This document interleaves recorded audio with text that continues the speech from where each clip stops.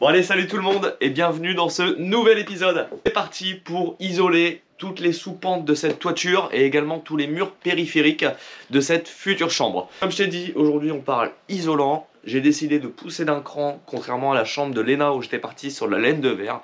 J'ai bien réfléchi, j'ai bien regardé à toutes les solutions qui étaient proposées. Et donc cette fois-ci, j'ai décidé de partir sur la laine de bois de chez Kenzai.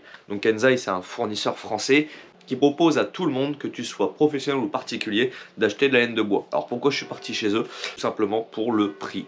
Ils ont des très bons matériaux à de très bons prix. Ils étaient même moins chers que mes fournisseurs pro habituels. Et ce qui est top, c'est qu'en même temps, moi, ça me permet de vous montrer des fournisseurs où vous pouvez également aller vous servir et acheter pour vos futures rénovations ou futurs achats immobiliers. Et ça, je trouve que du coup, c'est un bon point pour vous comme pour moi. Maintenant, pourquoi on a choisi d'aller sur de la laine de bois et non de la laine de verre? Eh bien, en me renseignant bien, c'est à l'heure d'aujourd'hui, donc du coup, un matériau, on va dire le gros point, un des gros facteurs, c'est que c'est un matériau du coup écologique. Ça, je trouve que c'est un gros plus à l'heure d'aujourd'hui, et si on peut venir le mettre en place, eh ben, on va le faire. Donc là, ça va avoir plusieurs points, le côté écologique et le côté isolant. Donc le déphasage, c'est quoi? Ça va être par exemple pour l'été, le temps que va mettre la chaleur à traverser tes murs, ton isolant et arriver dans ta pièce, et pour l'hiver, ben, le temps que va mettre ton chauffage que tu as mis dans ta maison à traverser ton isolant plus ton mur, et vice versa pour le froid. Donc voilà à quoi correspond le déphasage. Donc on sait très bien qu'en sous-toiture, il faut vraiment le pousser au maximum, parce que c'est là que tu as plus de chances que la chaleur rentre l'été par exemple. Pourquoi? Tout simplement parce que tu as qu'une épaisseur de tuiles, d'ardoise ou autre matériau sur ton toit qui fait que la chaleur va rentrer plus vite. Ensuite, on va avoir une lettre indicative sur ton isolant, ça va être le R. Le R, ça correspond à ta résistance thermique. Plus le R va être élevé sur un de tes matériaux isolants, plus on va considérer que celui-ci est isolant. En RT 2012, il te demandait d'avoir en isolation un R de 7, ce qui est déjà pas mal. On va revenir un peu après aux explications avec le mien. Et en RE 2020, maintenant en fait c'est tout ce qu'on te demande lorsque tu fais construire une maison neuve, que tu déposes un permis de construire, on va te dire ok, tu fais construire mais par contre on demande un R de temps. Donc là en gros, moi je pouvais faire ce que je voulais. Si je voulais mettre un R de 3, je mettais un R de 3. Mais ok, j'aurais pas payé mon isolant très cher dès le départ, mais je l'aurais vu sur mes factures énergétiques au fur et à mesure du temps et des années. Donc, tu as deux questions qui s'offrent à toi. Est-ce que j'isole très bien ma maison tout de suite, donc je vais mettre un plus gros billet maintenant? Ou est-ce que je ne l'isole pas beaucoup, mais du coup, je vais le payer au fur et à mesure des années, et si on considère que tu gardes ta maison 20 ans, 30 ans, ça va te coûter quand même plus cher au fur et à mesure. Donc, tu peux toi-même répondre à cette question-là, tu fais ce que tu veux. Moi, j'ai décidé de dire, allez, on pousse l'isolant au maximum là. Tu vois, j'aurais dû le faire au rez-de-chaussée de ma maison. Au premier étage, ça a été. Rez-de-chaussée, j'aurais pu faire mieux. On fait des erreurs, mais on apprend de ces erreurs. Et plus on avance, et plus on évolue, et on essaye de faire mieux. Donc là, à l'heure d'aujourd'hui, je vais mettre un isolant de 60 mm entre mes chevrons. Je laisse une lame d'air de 20 mm entre, de ce côté-là, mon pare-pluie et mon chevron, pour pas que les deux soient en contact et que ça crée une condensation. Ce qui serait comme phénomène pas cool, parce que du coup l'humidité se transmettrait dans la laine de bois. Donc cette épaisseur de 60 mm, elle correspond à un R de 1,65. Par-dessus, je vais remettre une couche de 200 mm de laine de bois, qui elle correspond à un R de 5,55. Et je vais rajouter par-dessus une couche de 40 mm qui correspond à un R de 1,10. Pourquoi j'ai pas mis 240 tout de suite? Tout simplement parce que Kenzai ne le font pas. Ils ne fournissent pas de 240 d'épaisseur, donc j'ai pris les deux. Ça va être un petit peu plus long, mais c'est tout. Au moins je vais avoir une bonne isolation. Ce qui va me faire au total une isolation de 300 mm. Je pense qu'on est bien. Est-ce que faire plus, ça aura un intérêt? Je ne sais pas. Mais là, rien qu'avec cette laine de bois, on va arriver à un R de 8,30. Ce qui correspond entre une RT 2012 et une RE 2020. Ce qui, je pense, est vraiment bien sur une rénovation de faire ça. Par la suite, j'en ai parlé avec mon couvreur. On va voir s'il est nécessaire de le mettre en place ou non. Mais lui, il a des écrans de sous-toiture isolants qui ont un R de 2 ou 3, qui ferait un R de 10 au final, même plus que 10. Donc, est-ce que ceci va avoir un intérêt ou non? On en reparlera ensemble, on verra la meilleure solution, ou si on met tout simplement un pare-pluie classique. Donc, ça c'est les explications, je pense que pour toi ça peut être sympa de le savoir, surtout en début de vidéo. Tu vas savoir un petit peu à quoi t'attendre, savoir ce que toi tu pourrais faire dans ta rénovation, et c'est toujours un plus de prendre en compte tout ça, et à toi de voir si tu le fais ou non. Chacun fait ses propres décisions, il n'y a aucun souci là-dessus. Maintenant, c'est parti, on se lance sur l'isolation.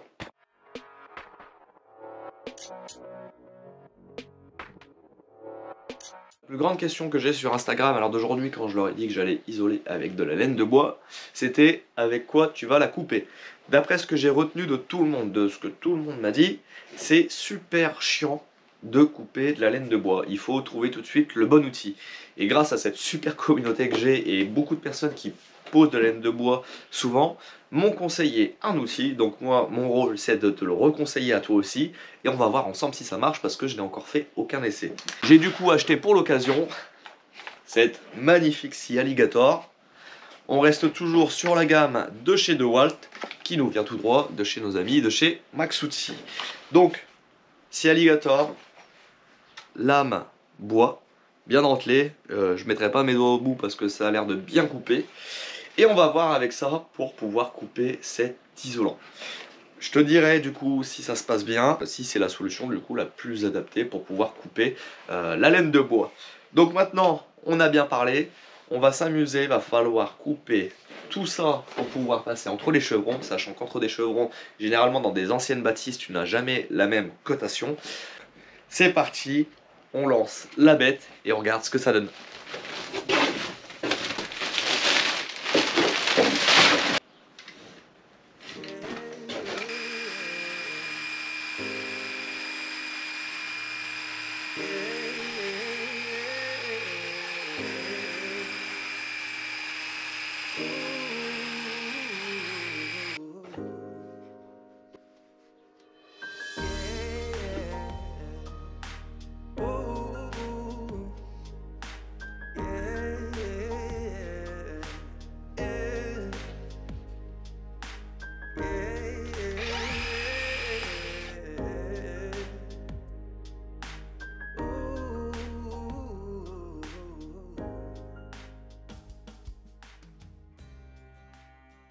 Bon, du coup je viens de commencer à poser les premiers panneaux. Ça se pose bien, surtout ça se coupe très bien avec la scie alligator, donc ça c'est vraiment un gros soulagement. Par contre je te conseille vraiment de mettre un masque. Tu vois là j'ai posé les premiers panneaux sans lunettes et sans masque. Ça fait quand même pas mal de petits copeaux, de petites fibres qui retombent. Donc lunettes, masque, je pense que c'est un gros plus de les mettre. Alors le masque, je pense que c'est un plus. Les lunettes, franchement, ça tombe dans les yeux, c'est un peu horrible. Donc c'est parti, on s'équipe correctement. Et go! Regarde qui c'est qui nous a rejoint. Chérie, dès qu'il y a de l'isolation, elle est toujours en kiff. Je crois que c'est son truc préféré. Alors là, elle a su que c'était de l'isolation bois qui grattait pas. Ça gratte pas. Elle était un peu déçue, je crois, du coup. Elle préfère poser les laines de verre. Donc ça, c'est cool.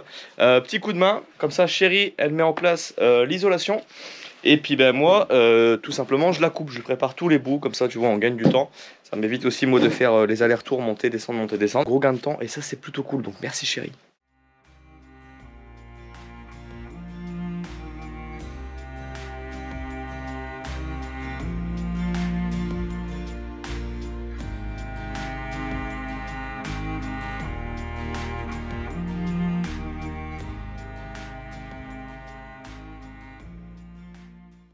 Bon, c'est cool, avec Chérie on avance bien.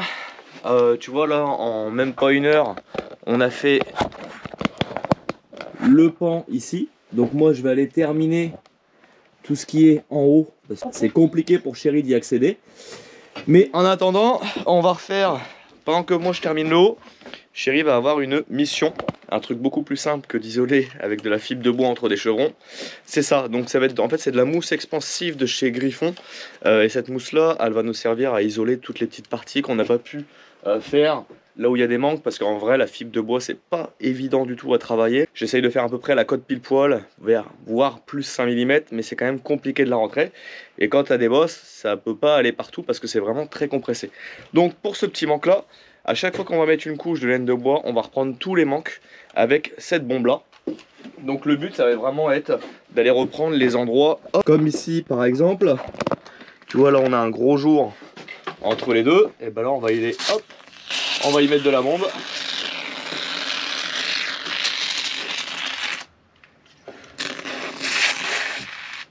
Comme ça va calfeutrer vraiment tout ça et ça va éviter tous les ponts thermiques. Et je peux te dire qu'on va avoir une isolation au top sur cet étage.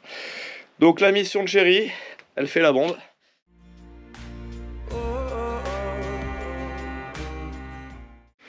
Bon, comme tu as vu, la première étape en isolation est terminée. Donc on a isolé en 60 mm entre les chevrons. Maintenant on va passer à la deuxième étape qui va être d'isoler en 200 mm. Il fallait que je te montre quelque chose qui est quand même assez impressionnant et auquel moi je m'attendais pas. Donc si c'est ton cas, je préfère te prévenir. Quand tu reçois ton isolation laine de bois, ça n'a rien à voir avec la laine de verre. Les quantités sont différentes, la place que ça prend sont différentes. Je vais te montrer ça tout de suite.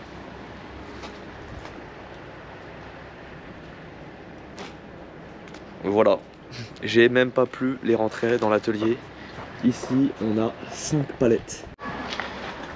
J'en avais quand même stocké 3 dans le garage, histoire de ne pas avoir tout dehors parce que ça prenait quand même une grosse place. Il y en a une partie qui est partie ce matin du coup en haut, et j'en ai encore là.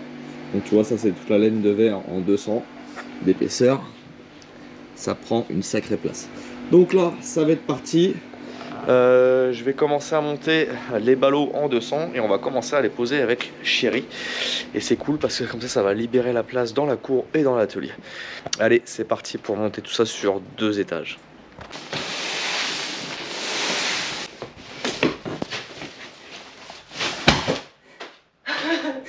J'en peux plus. Ça y est, donc au final j'ai changé d'avis. Je vais mettre la 40 mm en premier parce que j'ai remarqué que la 200 elle avait un petit film dessus. Ça, je me suis dit que ça pourrait être super agréable pour la poser en dernier et pas en prendre trop plein partout. Donc on s'y remet avec Chérie. Là ça va être beaucoup plus simple, il y aura beaucoup moins de coupes parce que là forcément il fallait qu'on coupe toutes les largeurs entre les chevrons. Donc t'imagines bien qu'on n'avait jamais la même cote de partout, donc assez embêtant. Donc là juste ce qu'on a à faire, c'est la prendre, l'appliquer à travers les suspentes et à voir si elle va se maintenir comme ça ou s'il faudra pas faire un petit système D. T'es prête, oui, Chérie? Non. Non. Ah, moi non plus. Allez, go.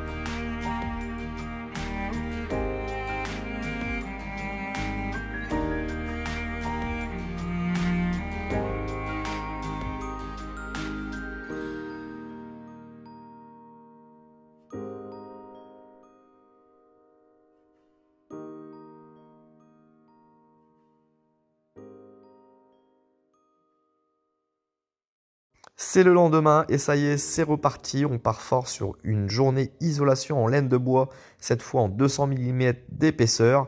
Et on n'est pas 3, mais bien 4, car Hugo est venu faire un stage dans l'entreprise pendant 2 semaines. Donc il nous a rejoints et on fait la journée avec lui, histoire qu'il apprenne un maximum les ficelles du métier. Donc comme tu peux le voir, là on fait une pose un peu différente, c'est-à-dire qu'entre chaque morceau de laine de bois, on vient y mettre un filet de mousse expansive, histoire d'avoir vraiment une super bonne étanchéité entre tous les panneaux. Car comme je te l'ai expliqué, c'est très dense et très rigide, du coup c'est pas forcément facile à la travailler. Et au moins avec ça, eh ben, on peut être sûr que l'étanchéité va être nickel. Et comme tu le vois, on travaille en binôme, c'est quand même beaucoup plus simple. On prend les côtes, on les coupe, on les perce aux endroits qu'il faut. Car le seul petit inconvénient avec la laine de bois, c'est que tu ne peux pas percer tes suspentes avec. Elle est beaucoup trop dense et du coup, tu viendrais casser ta suspente en plastique et c'est pas le but. Donc, on vient faire un prêtre-trou, tu le fais soit avec une scie à guichet, soit avec une grande mèche. Mais tu vois, une fois que tu l'as fait, tu es tranquille, tu la rentres et tu viens la bloquer avec l'accessoire qui est fourni sur les suspentes de chez Ifor. Encore un gros plus parce que sans ça, ça aurait été compliqué de la faire tenir car j'ai pas des vis assez grandes pour ça. Bon, désolé, il y a eu pas mal de coupures, le matériel vidéo c'est un peu compliqué en ce moment. Donc comme je te disais, on vient installer nos panneaux en laine de bois. Une fois que ceux-ci sont piqués et traversés, on vient y mettre une pastille là qui nous maintient l'ensemble. Ensuite on rajoute de la mousse sur tout le tour de la laine de bois, ce qui nous permet d'avoir voilà, une bonne étanchéité. Donc là tu vois les panneaux ils font un peu ça, c'est pas très grave, hein. Une fois qu'on va avoir nos fourrures qui vont passer par dessus, ça va nous maintenir l'ensemble et on aura toujours un petit vide sanitaire entre les deux pour passer du coup tous nos câbles électriques. Donc ici on a déjà une partie de faite de la soupente. On va refaire la même chose là, ici, et une fois que ça sera fait, on va pouvoir venir installer le frein vapeur et à ce moment là je t'expliquerai un petit peu toute la technologie de celui-ci.